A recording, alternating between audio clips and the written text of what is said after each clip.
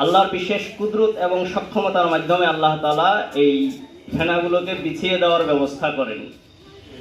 এরপরে মহান রব্বুল আলামিন এই যে বিছিয়ে দিলেন, এই ফেনাগুলো একটু শক্ত হয়ে যায়। আমরা সাধারণত ঈদুল আজহা বা কুরবানিতে দেখি যে গরু জবাই করার পরে নরম রক্তটা এটা একটু শক্ত হয়ে যায়। আল্লাহ রাব্বুল আলামিন এই পানির উপরে যখন ফেনাকে বিছিয়ে দিলেন, আস্তে আস্তে শক্ত হয়ে যায়। আল্লাহ তাআলা এই পানির উপরে এই আবরণটাই জমিন রূপে ধারণ করলো। এরপরে পানির উপরে কোনো কিছু থাকলে একটু টলমল করে, একটু ভাসমান অবস্থায় হেলাধুলা করে। আল্লাহ রাব্বুল আলামিন কোরআনে বলেন অল জিবালা আওতাদা, যে আমি এই পৃথিবীতে যাতে করে নড়াচড়া করতে না পারে পানির উপর জায়গায় জায়গায় আমি পাহাড়কে স্থাপন করলাম, বিভিন্ন জায়গায় জায়গায়। এগুলো হলো পেরেক কিলক স্বরূপ। আমরা যেরকম একটা কাঠকে আটকানোর জন্য পেরেক বা কিলক দিয়ে আটকিয়ে দেই, তো আল্লাহ রাব্বুল আলামিন এই জমিনের উপরে এই পৃথিবীটাকে ওইভাবেই পাহাড় দিয়ে স্থাপন করে দিলেন। এরপরে আল্লাহ রাব্বুল আলামিন তিনি মনস্থ করলেন যে না, আমি এই জমিন তো তৈরি করলাম, জমিনে তো আবাদ করতে হবে। তো আল্লাহ রাব্বুল আলামিন তার আগের সৃষ্টি ফেরেশতাদেরকে বললেন, ওয়াইদ ক্বালা রাব্বুকা লিল মালাইকাতি ইন্নী জাইলুন ফিল আরদি খলিফা। ফেরেশতাকে বললেন যে ফেরেশতা শোনো, আমি তো জমিন বানাইলাম, এই জমিনের উপরে আমি কিছু প্রতিনিধি বানাইতে চাই, আমার পক্ষ থেকে কিছু লোক তৈরি করতে চাই। তো যাই হোক, আল্লাহ রাব্বুল আলামিন এই জমিন থেকেই মানুষকে তৈরি করবেন। আল্লাহ রাব্বুল আলামিনের কাছে ঘটনা অনেক লম্বা। একজন বড় ফেরেশতা মালাকুল মউত, যেটাকে আমরা জিবরাইল ফেরেশতা নামে চিনি, এই ফেরেশতা পুরা পৃথিবীর উপরে, আজকে আমাদের দেশটা কতটুকু এইরকম, আমাদের দেশ তো অনেক ছোট, সারা পৃথিবীতে 250-রও বেশি দেশ আছে। এরপরে এই 250-রও বেশি দেশের আশপাশে 250 দেশ নিয়ে যতটুকু আয়তন, তার চেয়ে আরো 3 ভাগ শুধু পানি, মোট 4 ভাগের 1 ভাগ আবার স্থল, আর 3 ভাগ শুধু পানি। তাহলে অনেক এই বিশাল বড় একটা পৃথিবী। এখান থেকে এই ফেরেশতা উপর থেকে একটি থাবা দিয়ে, ফেরেশতা যেরকম বড়, ফেরেশতার থাবাটাও এরকম বড়, বিশাল বড় ফেরেশতা। তো পুরা জমিন থেকে একটা থাবা দিয়ে মাটি নিয়ে আল্লাহ তাআলার সামনে রেখে দিলেন। আল্লাহ রাব্বুল আলামিন ওই মাটি থেকে আমাদের প্রত্যেকের আদি পিতা যাকে বলা হয় আদমকে আল্লাহ তাআলা সৃষ্টি করলেন।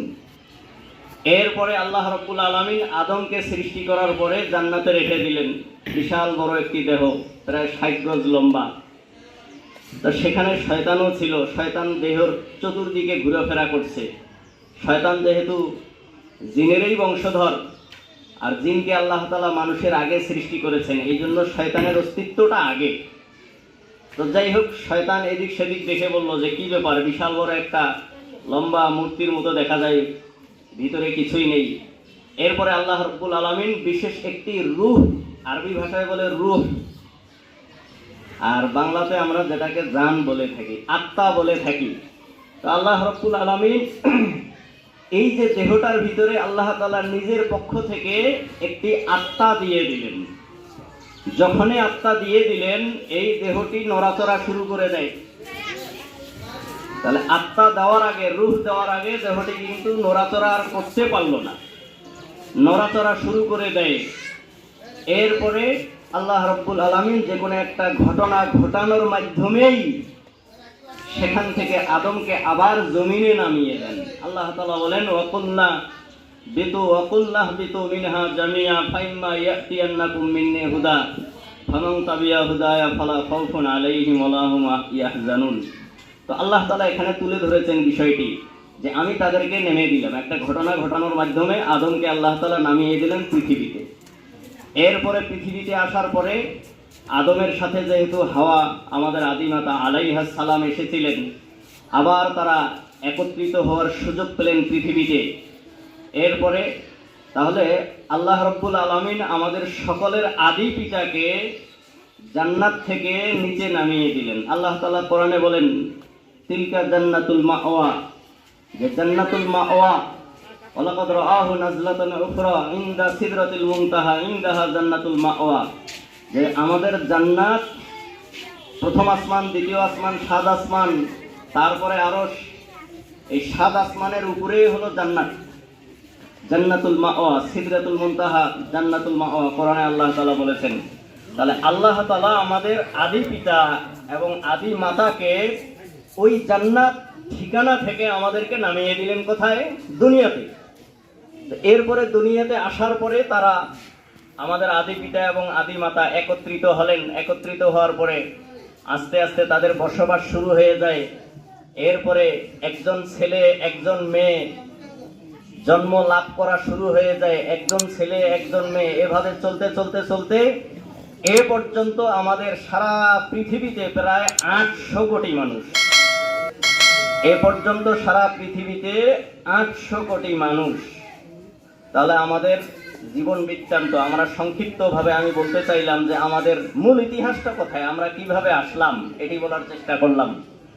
তো যাই হোক, এই যে আমরা জান্নাত থেকে আমরা যে পৃথিবীতে আসলাম, আল্লাহ রাব্বুল আলামিন ওই কোরআনে বলে দিয়েছেন, কুলনাহবিতু মিনহা জামিয়া ফাইম্মা ইয়াতিয়ান্নাকুম মিন্নি হুদা, যে তোমরা তো জান্নাত থেকে অনেক অনেক উপর থেকে তোমরা তো নিচের দিকে নেমে আসছো, অনেক উপর থেকে নিচের দিকে। যেমন একটি কূপ থেকে, আগে আমাদের সময় ছোটবেলায় দেখেছিলাম যে কূপ, যে মাঝে মাঝে এমন দেখা যায় যত ছোট বাচ্চাদের লুকালুকি করার কারণে, লুকোচুরি করার কারণে যদি কূপের ভিতরে আমরা নেমে পড়ি, পুরা পৃথিবী অন্ধকার লাগে। এইরকম পুরা পৃথিবী সেই জান্নাত থেকে নামার পরে কত দূর নেমে আসলেন। আল্লাহ রাব্বুল আলামিন বলেন যে এরপরও আবার জান্নাতে উঠার আমার একটা রশি আছে, রশি। ওয়াতাসিমু বিহাবলিল্লাহি জামিআ ওয়ালা তাফাররাকু, কোরআনে আল্লাহ তাআলা বলেছেন যে এই রশি ধরে তোমরা আবার পূর্বের ঠিকানা, তোমাদের বাবার ঠিকানা জান্নাতে আসতে পারবা, কিন্তু রশিটা ধরতে হবে, রশি ধরতে হবে। যাই হোক, আমরা এই পৃথিবীর বুকে আসার পরে আমাদের হাত থেকে যেন রশিটা ছিন্ন হয়ে না যায়, শয়তান যাতে করে এই রশিটাকে ছিন্ন করতে না পারে। শয়তান সব সময় চায় যে তারা এই রশি থেকে ছিন্ন হয়ে তাদের পূর্বের ঠিকানা, বাবার ঠিকানা জান্নাত যাতে করে যেতে না পারে। এই জন্য কিন্তু শয়তান সব সময় সেটাই চায়। আমাদের একটু সজাগ থাকতে হবে যে যাতে করে আমরা শয়তানের খপ্পরে পা না দিই, শয়তানের ফাঁদে যাতে পা না দিই। এরই ধারাবাহিকতায় আমাদের জীবনটাকে যেভাবে আমরা পরিচালিত করব, আমাদের ফলটা সেভাবেই আল্লাহ তাআলার কাছে আমরা পেয়ে যাব। এবং এটাই বাস্তব সত্য, এটাই 100% সত্য, এর মধ্যে কোনো সন্দেহ নেই। অতএব আপনি আর আমি যখন উপর থেকে আসলাম নিচে, জান্নাত থেকে নিচে, তাহলে আমাদের জীবনটাকে আল্লাহ রাব্বুল আলামিন জান্নাত এবং জাহান্নাম তৈরি করেছেন যে আমাদের পরীক্ষার জন্য, লিয়াবলুয়াকুম আইয়ুকুম আহসানু আমালা। যে বান্দা চলে আসার পরে মানুষের মাঝে দুইটি বৈশিষ্ট্য আছে, ভালো করার বৈশিষ্ট্য, মন্দ করার বৈশিষ্ট্য। ভালো করার সক্ষমতা, মন্দ করারও সক্ষমতা। ফেরেশতার মাঝে মন্দ কাজ করার কোনো সক্ষমতা নেই। ফেরেশতা যদি চায়ও মন্দ করতে, এরপর মন্দ কাজ করতে পারবে না। কেন পারবে না? তাদের ওই ক্ষমতাটাই দেওয়া হয়নি। এই জন্য আল্লাহ তাআলা কোরআনে বলেন যে লা ইয়াসুনাল্লাহা মা আমারহুম ওয়া ইয়াফআলুনা মা ইউমারুন, যে তাদের জাতটা এমন, আল্লাহর কোন সময়ের জন্য তারা নাফরমানি করে না। যখন যেটা তাদেরকে বলা হয়েছে তখন সেটাই তারা করতে থাকে। এই জন্য আমরা তো এই জগৎ নিয়ে ভাবি, আল্লাহর পুরো জগৎ যে কত জগৎ আছে সেগুলো নিয়ে ভাবি না। তার বিশ্বনবী মুহাম্মদ রাসূলুল্লাহ সাল্লাল্লাহু আলাইহি ওয়াসাল্লাম বলেছেন যে উপরে একটি মসজিদ আছে, আসমানের উপরে বাইতুল মামুর বলা হয়, সেখানে লক্ষ লক্ষ আল্লাহর সৃষ্টি ফেরেশতা সেখানে সিজদা করে। একটি ফেরেশতা যদি জীবনে একবার সিজদা করে, দ্বিতীয়বার সিজদা করার সিরিয়াল বা ধারাবাহিকতা তার কাছে সুযোগ আর সে পাবে না। এই অবস্থা, এই অবস্থা যদি হয়ে থাকে, আসলেই আস্তে আস্তে বিজ্ঞান সে বিষয়গুলোকে প্রমাণ করে। বিগত প্রায় 2 সপ্তাহ আগে একটি নির্ভরযোগ্য একটি নিউজে দেখলাম যে নাসা একটা সংস্থা, ওরা আকাশ নিয়ে গবেষণা করে, এই সংস্থার অধীনে তারা যন্ত্র পাঠিয়েছিল উপরে। এরা রোবট সিস্টেমের যন্ত্র, এখানে কোনো মানুষ থাকে না, শুধু মেশিন সেট করা থাকে। এবং এমনও দেখা গেছে মাঝে মাঝে 1 মাস পর্যন্ত উপরে উড়ে, এরপরও কিন্তু প্রথম আসমান খুঁজে পায় না, আবার নিচে এই যন্ত্র চলে আসে। তো যাই হোক, এই যে যন্ত্র তারা পাঠাইলো, তো উপর জগতে তারা হঠাৎ একটা নতুন তথ্য পেয়েছে। কয়েকদিন আগে আসলো, 2 সপ্তাহ আগে নিউজটা এসেছিল। কি নতুন তথ্য? যে উপর জগতে একসাথে সঙ্গীত বললে যেরকম আওয়াজ হয়, এইরকম তারা একটা আওয়াজ পেয়েছে। অথচ বিজ্ঞানের থিওরি উপর জগতে কোনো আওয়াজ হয় না, কিন্তু তারা একটা আওয়াজ পেয়েছে, ওরা তো আর কিছু বুঝবে না। অথচ বিশ্বনবী মুহাম্মদ রাসূলুল্লাহ সাল্লাল্লাহু আলাইহি সাল্লাম বলেছেন যে যে উপরে ফেরেশতারা আল্লাহ তাআলার জিকির করে, যে তারা জিকিরের আওয়াজ শুনেছে, কিন্তু তারা তো আর জিকির বলতে বুঝে না, যেহেতু নাস্তিক। তো যাই হোক, আল্লাহ রাব্বুল আলামিন এইভাবেই আল্লাহ তাআলা পৃথিবীকে সাজিয়েছেন। তা আমরা এবং আপনারা, সারা পৃথিবীতে যত মানুষ এসেছে, আমাদের জীবনের গতিটা ওইভাবে একটু চালানোর প্রয়োজন। সারা পৃথিবীতে যত মানুষ এসেছে, বিভিন্ন ধরনের মানুষ, লিকুল্লি হাজবিন বিমা লাদাইহিম ফারিহুন, এক একজনের নিজ নিজ দায়িত্ব, নিজ নিজ পেশা নিয়ে ব্যস্ত। নিজ নিজ, যে ইঞ্জিনিয়ার তার ইঞ্জিনিয়ারিং পেশা নিয়ে ব্যস্ত, যে ফকির তার ভিক্ষা নিয়েই সে ব্যস্ত। উপর থেকে নিচ পর্যন্ত উদাহরণ দিলাম, নিজ নিজ পেশা নিয়ে ব্যস্ত।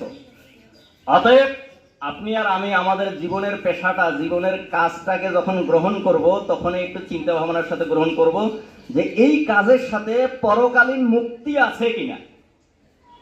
আপনি একটা পেশায় ঢুকে গেলেন, অন্যায় পেশায় ঢুকে গেলেন, ঢুকার আগে চিন্তা করেন যে এই পেশাটাতে পরকালীন মুক্তি আছে কিনা। এইটা অবশ্যই আমাদের খেয়াল করতে হবে। তো এরই ধারাবাহিকতায় আমি একটি আয়াত তেলাওয়াত করেছি। আল্লাহ রাব্বুল আলামিন কোরআনে বলেন, ইয়া আইয়ুহাল্লাযীনা আমানু কু আনফুসাকুম ওয়া আহলিকুম নারা, যে হে মুমিন, যে তোমরা ওই জাহান্নামের আগুন থেকে নিজে বাঁচো এবং আহালকে, পরিবারকে বাঁচার চেষ্টা করো, পরিবারকে বাঁচার চেষ্টা করো। অতএব আমরাও একটু নিজে বাঁচার চেষ্টা করব। আগেও বললাম যে এটা বাস্তব কথা, 100তে 100 ভাগেই সত্য যে আল্লাহ রাব্বুল আলামিন তার হাবিব বিশ্বনবী মুহাম্মদুর রাসূলুল্লাহ সাল্লাল্লাহু আলাইহি সাল্লামের মাধ্যমে, এই যে কিছুদিন আগে গেল রজব মাস, মেরাজের মাস, যে তার নবীকে আল্লাহ তাআলা স্বয়ং প্রথম আসমান, দ্বিতীয় আসমান, প্রত্যেক আসমানে, স্পষ্ট হাদিসের মধ্যে ঘটনা এসেছে, প্রথম আসমানে যখন গেছে, আসমানের দরজা কে? যে আমি জিবরিল। সাথে কে? সাথে মোহাম্মদ। অনুমতি আছে? হ্যাঁ, অনুমতি আছে। প্রথম আসমানের দরজা খুলে গেছে, দেখলেন সেখানে একজন নবী আদম আলাইহিস সালাম, সালাম করলেন, ধন্যবাদ দিলেন। দ্বিতীয় আসমান, এইভাবেই যেতে যেতে যেতে 7 আসমান, এরপরে উপরে আরশ, সিদরাতুল মুনতাহা। জিবরিল ফেরেশতা বললেন যে বন্ধু, এখন আপনি যান, আমার যাওয়ার আর অনুমতি নাই। তো বিশ্বনবী মুহাম্মদ রাসূলুল্লাহ সাল্লাল্লাহু আলাইহি সাল্লামকে আল্লাহ তাআলা নিজের কাছে নিয়ে গেছেন মেরাজের রাত্রিতে, আরশে নিয়ে গেছেন। নিয়ে তারপরে যা উপহার দেওয়ার তা দিয়েছেন। জান্নাত দেখাইছিলেন, জাহান্নাম দেখাইছিলেন। দেখে তিনি এসে আমাদেরকে, উম্মতকে বলেছিলেন। অতএব এখানে কোনো সন্দেহ করার সুযোগ নেই।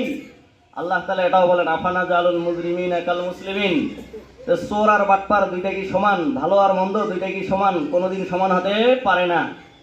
অতএব আপনি আর আমি, আমরা অনেক সময় একটা ভুল বুঝাবুঝি হয়ে থাকে যে তুমি মজা বুঝবা মরার পরে। শুধু মরার পরে না তো, অন্যায়ের কুফল এটা জীবদ্দশা থেকে শুরু হয়। এটা কোরআনের কথা। আল্লাহ কোরআনে বলছেন যে আমি যা তারা করেছে তার কিছু আমি দুনিয়াতে দিয়ে থাকি। অতএব আপনি আর আমি যত আমার জীবনটাকে ন্যায় সংগতের পথে নিয়ে যাব, ততই আমাদের দুনিয়া থেকে তার লাভ পাওয়া শুরু করব। যতই আধুনিক মডার্নের নামে ইসলাম থেকে, আল্লাহর বিধান থেকে যত দূরে সরে থাকব, দেখতে মনে হয় শান্তি, কিন্তু বাস্তবিক শান্তি নয়। মরীচিকার মতো দূর থেকে দেখা যায় ওই বালুর মাঠ, দূর থেকে দেখা যায় চকচক করছে সূর্যের আলো, সূর্যের ফোকাসে, মনে হচ্ছে সেখানে পানি, কাছে গিয়ে দেখে পানি নেই, বালু। এরকম হয় কিনা? আমাদের জীবনের এমন কাজ, যে কাজগুলোতে আল্লাহ অসন্তুষ্ট থাকেন, ওই কাজগুলোতে মাঝে মাঝে চাকচিক্য দেখা যায়, কিন্তু ওই কাজটাই আমার ধ্বংসের কারণ হয়ে যায়। অতএব সংক্ষিপ্ত কথা, আমাদের জীবনে আধুনিকতা এবং মডার্নের নামে যত কিছুই করছি না কেন, আধুনিকতাটা এটা ইসলাম সম্মত যদি হয়ে থাকে তাহলে করব, এবং ইসলামেই মূল আধুনিকতা, সব ইসলামের ভিতরে, সব উন্নতি ইসলামের ভিতরেই। কিন্তু আমাদের মেন্টালিটি, আমাদের মনোভাবটা একটু দূরে সরে রাখা হয়। তো যাই হোক, আমি একটি হাদিসের অংশ তেলাওয়াত করেছি। রাসূলুল্লাহ সাল্লাল্লাহু আলাইহি ওয়াসাল্লাম বলেছেন যে কারো যদি সন্তান জন্মগ্রহণ করে, বিশেষ করে 3টি দায়িত্বের কথা বলেছেন। একটি হলো তার ভালো একটি নাম রাখা, দ্বিতীয় নাম্বার সুম্মা আদ্দাবাহু, এরপরে সুশিক্ষায় শিক্ষিত করা।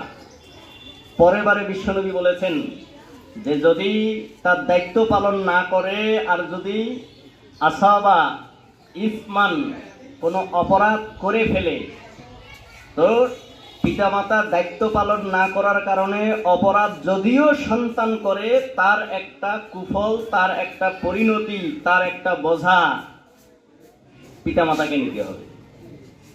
ফাইসমুহা আলাইহিমা, যে তার একটা গুনার অংশ পিতামাতাকে নিতে হবে। অতএব ক্ষণস্থায়ী জীবন, মানুষের জীবনটাই অনেক ক্ষণস্থায়ী। একটু চিন্তা ভাবনা করেই আমাদের একটু চলতে হবে যে আমরা আসলে কতটুকু দায়িত্ব পালন করছি। এরপরে ওমর বিন খাত্তাব রাদিয়াল্লাহু তাআলা আনহুর কাছে ছেলে এবং বাবা দুইজন সদস্য গেল অভিযোগ নিয়ে। বাবা অভিযোগ নিয়ে গেল, ছেলেকে সাথে নিয়ে গেল। ওমর বিন খাত্তাব ওই সময় রাষ্ট্রপ্রধান ছিলেন, সরকার প্রধান ছিলেন ওই সময়। তো গিয়ে বললেন যে কি অভিযোগ? যে অভিযোগ হলো যে এই যে আমার ছেলে আমার হক আদায় করে না, আমার প্রাপ্য আদায় করে না। এরপরে ওমর বললেন যে তোমার ছেলের নাম কি? যে ছেলের নাম জুউল, মানে আমাদের দেশে রাখে জুয়েল, জুউল। তো ওমর রাদিয়াল্লাহু তাআলা আনহু বললেন যে আল্লাহর নবী বলেছেন যে দায়িত্বগুলো দিয়েছেন, 1 নাম্বার ফালিহসিন ইসমাহু, যে সুন্দর একটা নাম রাখতে হবে। তুমি তো প্রথম দায়িত্বটাই ভালো মতো পালন করো নাই, তোমার নামটা তো সুন্দর হয়নি।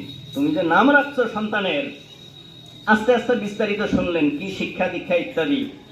তো ওমর রাদিয়াল্লাহু তাআলা আনহু বললেন যে তুমি যেহেতু তোমার দায়িত্বটা পালন করো নাই, তোমার সন্তানও তোমার দায়িত্ব পালন করছে না, তোমার সন্তানও তোমার দায়িত্ব পালন করছে না। অতএব আপনি আর আমি চেষ্টা করতে থাকবো, আমাদের সন্তানের ব্যাপারে চেষ্টা করতে থাকবো, একটু গাফেল না থাকি। সম্পদ দিয়ে হোক, অর্থ দিয়ে হোক, সময় দিয়ে হোক।